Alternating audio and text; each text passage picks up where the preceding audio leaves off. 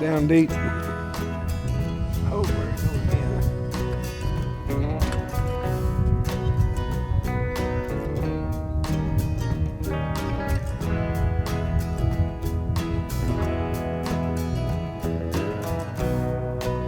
There it goes.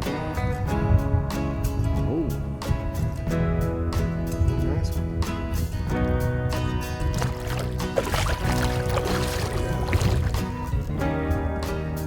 He's a dandy.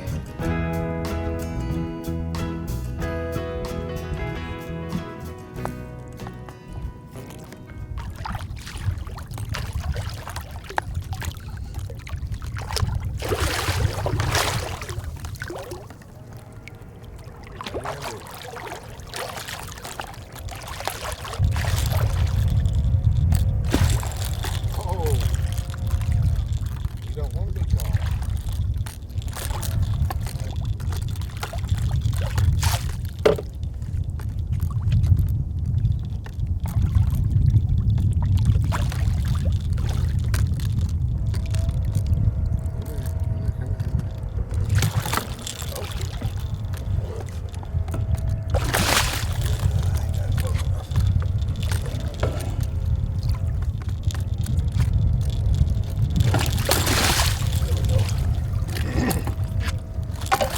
Yeah, we got him caught.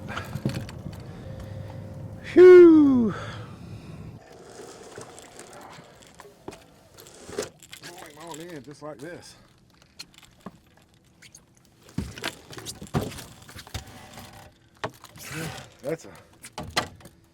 We're using two techniques today. One is a Santee Cooper rig, or should I say a modified Santee Cooper rig. And the other is a suspend rig. I've caught them on both today, but my biggest fish here today has come off of the Dragon Santee Cooper rig.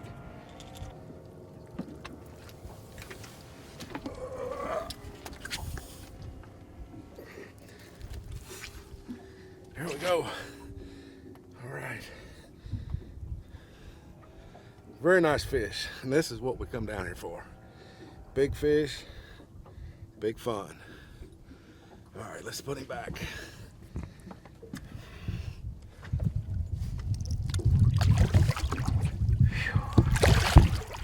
There, buddy. There he goes. All right. That's the best part, is letting them go so they can grow. All right, let me show you my rig I'm using for dragging today.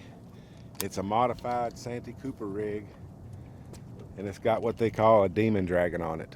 Now, there's a lot of controversy out there in the catfishing world about a bass lure being used for a catfish bait.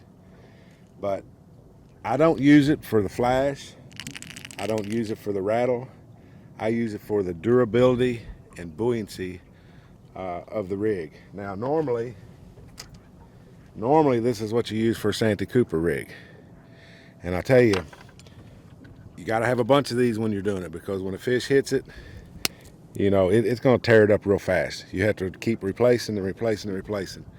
But when Mr. Scott Manning, Tennessee River Guide Service, come out with these things, it's brilliant. Now, it's just a Czar spook with no hooks, but you just thread the leader through each one of the eyes and come out the back. Now, I've got a rubber band holding it so I can adjust it any way I want.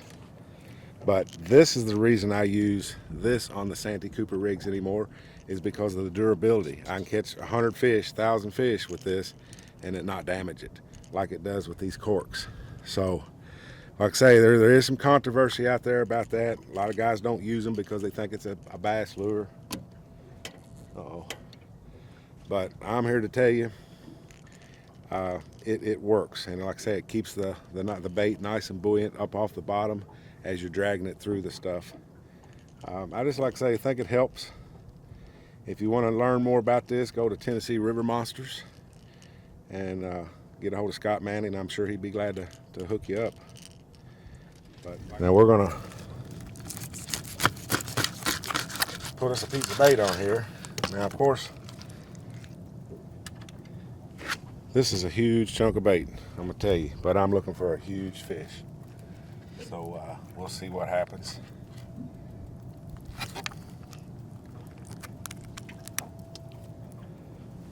Now this, oh well, that's awesome when you put a bait on a hook that no, it's not hooked. Mercy. Let's do it again with the right hook this time. I'm glad I didn't. All right, now we're talking. Now, of course, this is not going to hold this big piece of skipjack up off the bottom, by no means.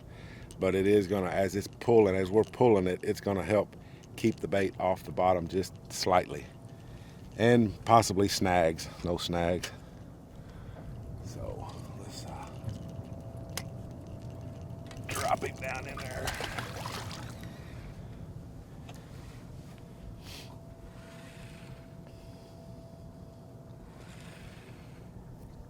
And we're fishing these things in about 70, 75 foot of water. And like I say, I've caught fish on both ways. I've caught them suspended, and the biggest one come off the dragon weight. That's why you see me put such big baits on these dragon weights. Of course, I've put big heads on everything because I am after a huge fish.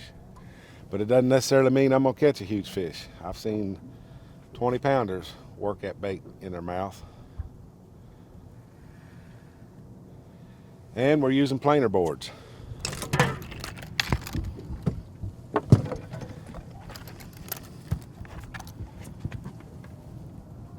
To spread the baits out along this piece of water I'm fishing.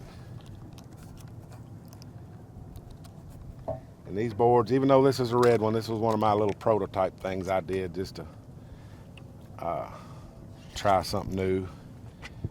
But it's a Trophy Ridge planer board. I think now they're calling themselves Original Clear Board. And these are probably one of the best boards I've ever used.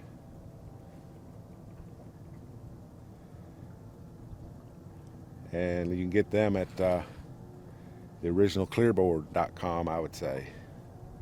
BJ Ayers is the owner, really nice guy, and he came up with this design a few years back, and it's really taken off in the catfish world. As you can see out there, they really spread really good, and I'm pulling 1.5 pounds. So they do a good way, do a good job spreading the baits. When I first learned about these planer boards, I always just had my baits just right off the boat with like maybe a 20-foot section. But now with these planer boards, it's given me an advantage to where I can spread them out around 50, 60 foot behind the boat as I'm coming down. So, love my planer boards. All right, guys, that's it. We're gonna wait on another big fish. Hopefully we can get us a big one.